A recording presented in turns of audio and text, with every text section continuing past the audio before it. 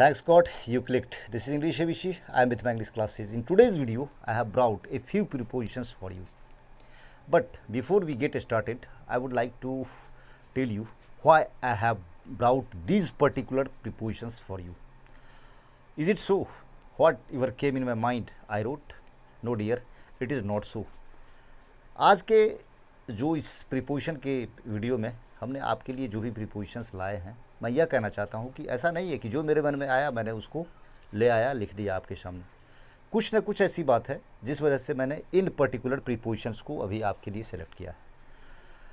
वो कुछ खास पॉइंट पर एक तरह के हैं और उनमें मतलब कुछ डिफरेंस आते हैं। तो जब एक तरह की चीज़ें रहती हैं उनमें कभी डिफरेंसेज आते हैं सिचुएशंस के हिसाब से, तो उन सब फैक्ट को याद रख पाना स्टूडेंट्स के लिए इजी होता है। तो मैंने इसी एंगल से आज के लिए जो ये एक्सप्रेशंस प्रीपोजिशंस वाले सेलेक्ट किए हैं, तो उसका यही पर्पस है। आप अगर केयरफुली इसको देखेंगे तो फिर आपको निश्चित रूप से मैं समझता हूँ कि आप एकदम अच्छी तरह इसको याद रख सकते हैं। और प्रीपोजिशन एक ऐसी चीज़ है जहाँ आप या जैसा है वैसा ही आपको एक्सेप्ट करना पड़ेगा। कोई बहुत ज़्यादा लॉजिक आप इसके पीछे नहीं ढूंढ सकते, इसलिए ऐसा हुआ, ऐसा कुछ भी नहीं है। जो प्रीपोजिशन जैसा है वैसा ही आपको याद रखना होगा और इसके लिए आपको प्रैक्टिस करना होगा। एकदम ऑब्जेक्टिव होकर, मतलब एकदम स्पेसिफिकली प्रत्येक चीज़ को देखना होगा और उस हिसाब से याद रखना होगा। तो चलिए डालते हैं आज के सबसे पहले प्रीपोजिशन पर नज़र।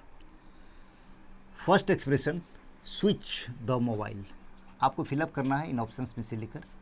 तो स्विच द मोबाइल सबको पता है, बहुत कॉमन एक्सप्रेशन है। वैसे भी मतलब बार बार हम लोग सुनते हैं स्विच ऑन, स्विच ऑफ। तो स्विच ऑन, यहाँ ऑफ नहीं है, ऑप्शन हमारे सामने सिर्फ ऑन है, तो स्विच ऑन द मोबाइल। और अगर ऑफ रहता है तो OFF। नेक्स्ट है please subscribe dash my channel English ABC। Please subscribe, यहाँ आपको फिलअप करना है फॉर, बाय, टू, ऑन। और अगर सब्सक्रिप्शन के लिए आप कहते हैं और सब्सक्राइब को एज ए वर्ब यूज़ करते हैं तो फिर कौन सा प्रीपोजिशन यहाँ होगा? For, by, to. और करेक्ट प्रीपोजिशन है यहाँ सब्सक्राइब टू। आप याद रखें, subscribe to my channel English ABC। और एक बार मैं आपको फिर से बता दूं, यह एक तरह से आप रिक्वेस्ट भी समझ लें, please subscribe to my channel English ABC। Next question number 3, he is interested from, to, in, at. तो he is interested in, correct option in, he is interested in cricket. अब जो 4, 5, 6 ये जो एक्सप्रेशन है ना, तो एक एंगल से एक जैसे। ही इज़ इंटेलिजेंट, मैथमेटिक्स, आपको फिलअप करना है यहाँ ऑप्शन से लेकर। ही इज़ क्लेवर, और यहाँ फिर डैश है आपको mathematics. He is good dash painting. तो यहाँ आपको सेलेक्ट करना है। ही इज़ इंटेलिजेंट, तो अगर ही is intelligent to in, he is intelligent in mathematics. और लगभग सेम सेंस देता है यस एक्सप्रेशन भी, he is clever, 5 number, he is clever dash mathematics. तो यहाँ करेक्ट जो आंसर होगा वो at, he is clever at mathematics. याद रखें, he is intelligent in mathematics, he is clever at mathematics. Next, he is good at painting. और मैंने answer हमारे मुंह से निकल ही गया, ही is good at painting, not in painting, to painting, for painting, he is good at painting. Next 7, और 7 से लेकर आप देख लें कि 7 से लेकर 10 तक ये लाइक एक्सप्रेशंस है, एक तरह के फैक्ट हैं इसमें। अब इसमें आपको गौर करना है। आप इसमें भी देख लें 2 o'clock 2 hours, 2 o'clock 2 hours, मतलब सिमिलरिटी है एक तरह की इन दोनों और इन दोनों में। और यह फ्यूचर की बात है। आई शैल गो 2 o'clock, तो फिर आई शैल गो, और यहाँ इन, ऑन, आफ्टर, टू। एट तो होता है, लेकिन अगर बाद का सेंस है, आप यह जान लें इन सारे एक्सप्रेशंस जो हैं वो आफ्टर वाले सेंस देते हैं, बाद वाले। ये मैं आपको एक तरह से हिंट दे रहा हूँ। तो आई शैल गो इन, ऑन, आफ्टर, टू। बाद के लिए आप क्या यूज़ करेंगे? तो आफ्टर। आई शैल गो आफ्टर 2 o'clock। नेक्स्ट, आई शैल गो 2 hours। यहाँ भी आफ्टर वाला ही सेंस आपको देना है, लेकिन आप आफ्टर यहाँ चूज़ नहीं कर सकते। यहाँ आपको चूज़ करना होगा इन, आई शैल गो इन 2 hours। Correct answer in 2 hours. और सेंस मीनिंग हिंदी में समझ लें आप, मैं 2 घंटे बाद जाऊंगा, लेकिन यहाँ आप आफ्टर नहीं, मैं 2 बजे के बाद जाऊंगा, आई शैल गो आफ्टर 2 o'clock, ये करेक्ट। लेकिन मैं 2 घंटे के बाद जाऊंगा, तो यहाँ आप इन आफ्टर किसी भी तरह से आफ्टर इस एक्सप्रेशन में आई शैल गो आफ्टर 2 आवर्स, ये किसी भी तरह से करेक्ट नहीं है, ये एकदम रंग है, इनकरेक्ट है। आप याद रखें, अगर बाद का सेंस देना हो फ्यूचर में तो इन। हाँ, अगर आप पास्ट में आते हैं तो आई वेंट, तो यहाँ भी आफ्टर हुआ था 2 o'clock के बाद, और यहाँ भी कोई प्रॉब्लम नहीं है, मैं 2 बजे के बाद गया, तो फिर आफ्टर। और आई वेंट 2 आवर्स, तो यहाँ आप आराम से आफ्टर का यूज़ कर सकते हैं। जहाँ पीरियड ऑफ टाइम हो वहाँ फ्यूचर में आप आफ्टर के सेंस के लिए, बाद के सेंस के लिए आफ्टर का यूज़ नहीं करेंगे, इनका यूज़ करेंगे। लेकिन फिर जैसे ही आप पास्ट में आते हैं फिर कोई प्रॉब्लम नहीं है, आफ्टर का यूज़ कर सकते हैं। यहाँ फ्यूचर में आप आफ्टर का यूज़ अगर पॉइंट ऑफ टाइम है 2 o'clock तो कर सकते हैं, लेकिन पीरियड ऑफ टाइम में आफ्टर के लिए आप आफ्टर के लिए आप आफ्टर वर्ड का यूज़ नहीं कर सकते, आफ्टर प्रीपोजिशन का यूज़ नहीं कर सकते, यहाँ आपको इन यूज़ करना होगा। बस मैं इसी चीज़ पर आपका ध्यान मतलब खींचना चाह रहा था, आप इसको दिमाग में रखें।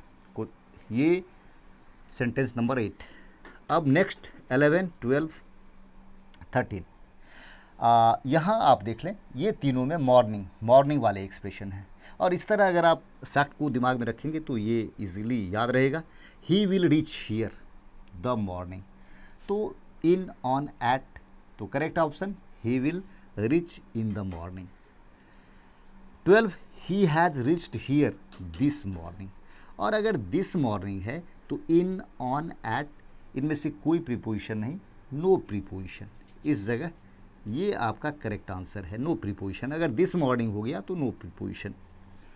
ही हैड रीच्ड देयर, और जो ये ऑप्शन है in, on, at, no preposition, तो यहाँ जो करेक्ट है आप देख लें, he had reached there the morning of the 12th of June। अगर इस तरह का एक्सप्रेशन रहे तो आपके लिए यहाँ जो करेक्ट प्रीपोजिशन है वो है on.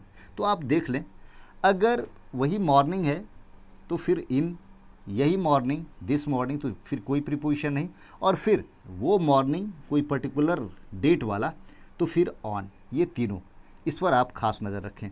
He will reach here in the morning, he has reached here this morning, no preposition, he had reached there on the morning of the 12th of June। और ये 14 और 15 ये भी इंपॉर्टेंट है। This is a bat, Ram's, यहाँ apostrophe S है, यानी ये पोसेसिव केस है, तो दिस इज, और ये पोसेसिव आप समझ लें कि यहाँ एक तरह से ये पोसेसिव प्रोनाउन है। दिस इज ए बैट, तो फिर अगर ये एपोस्ट्रोफी एस वाला एक्सप्रेशन रहे तो निश्चित रूप से यहाँ आप सिर्फ और सिर्फ ऑफ का यूज़ करेंगे। और इसका मीनिंग क्या होता है कि राम के पास जो ढेर सारे बैट थे उनमें से एक bat, this is a bat of Ram's, अगर एपोस्ट्रोफी एस थे दिया। नहीं, अगर एपोस्ट्रोफी एस नहीं है, आप 15 में देख ले, दिस इज़ ए बैट, तो आप ऑफ भी लिख सकते हैं। अगर वो राम का बैट है आप फॉर भी लिख सकते हैं, this is a bat for, अगर राम के लिए लाया है किसी ने तो खरीद कर, तो this is a bat for Ram, ये बल्ला राम के लिए। दैट्स दैट, और बस इतना ही हमें कन्विंस करना था। अगर आप इसको केयरफुली देखें तो निश्चित रूप से मुझे लगता है, चूँकि लाइक थिंग्स को हमने एक साथ रखा है, उसको एसोसिएट किया है, तो ये सब बात आराम से समझ में आती है कि सेम सिचुएशन वहाँ कुछ और यहाँ कुछ और, जो मतलब कंट्रास्ट में यूज़ होता है, तो फिर बात मेरी समझ से आसानी से समझ में आती है। तो यह उम्मीद कि ये सारी की सारी आपके दिमाग में अच्छी तरह आ गई होगी, आप इसका यूज़ करेंगे, याद रखेंगे। साथ ही आप यह जान लें कि प्रीपोजिशन एक ऐसा चैप्टर है ग्रामर का जहाँ कोई एक्सप्लेनेशन नहीं है, बहुत ज़्यादा उसके लिए कोई फिक्स्ड रूल्स नहीं है। कहीं कहीं कुछ फैक्ट्स सामने आते हैं, लेकिन उस पर डिपेंड नहीं किया जा सकता है, आपको प्रैक्टिस करना होगा, प्रैक्टिस एंड मोर प्रैक्टिस। और आप जान लें कि practice makes a man perfect. तो चलिए, बेस्ट ऑफ लक। और अगर मेरा यह वीडियो आपको अच्छा लगा हो तो आप इसे लाइक करें, शेयर करें अपने फ्रेंड्स के साथ, और हमारे चैनल इंग्लिश ABC को सब्सक्राइब करें। तो चलिए, अगले वीडियो के साथ फिर मिलते हैं, बाय।